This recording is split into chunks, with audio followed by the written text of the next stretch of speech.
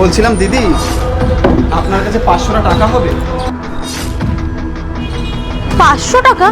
কিন্তু আমি তো আপনাকে চিনি না, জানি না, টাকাটা আমি কি করে দেবো আপনাকে? আসলে দিদি ভাই, আমার আজকে একটা খুব আর্জেন্ট মিটিং রয়েছে, আর এই মিটিংয়ে না যেতে পারলে আমার অনেক বড় লস হয়ে যাবে, আর আমি আমার ওয়ালেটটাও খুঁজে পাচ্ছি না। এর জন্যই চাইছিলাম আপনি যদি আমাকে 500 টাকা দিতেন, আমার অনেক বড় উপকার হতো। এ কি, স্যার ওই মেয়েটার কাছ থেকে টাকা চাইছে? কিন্তু কেন? কিন্তু দাদা, আমি সারাদিনের কাজ করে না দিনে 500 টাকাই পাই।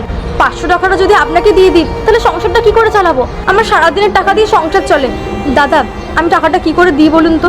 দিদি ভাই, বিশ্বাস করুন, আজকে যদি এই টাকাটা আপনি আমাকে না দেন, তাহলে আমার অনেক বড় লস হয়ে যাবে, কারণ আমি মিটিংটা অ্যাটেন্ড করতে পারবো না। আমার অনেক বড় ক্ষতি হয়ে যাবে। দেখুন, আমি আপনার কাছে হাত জোর করে বলছি, আপনি আমাকে টাকাটা দিন, বিশ্বাস করে আমি 2 দিনের মধ্যে আপনাকে টাকাটা ফেরত দিয়ে যাব।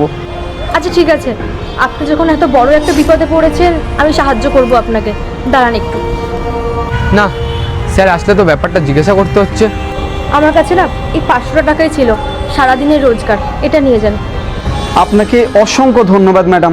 আপনি যদি আজকে এই টাকাটা না দিতেন, আমার অনেক বড় ক্ষতি হয়ে যেত। ধন্যবাদ ম্যাডাম। আপনি চিন্তা করবেন না, আমি 2-3 দিনের মধ্যে এই টাকাটা আপনাকে ফেরত দিয়ে যাব। এখন আমি যাই।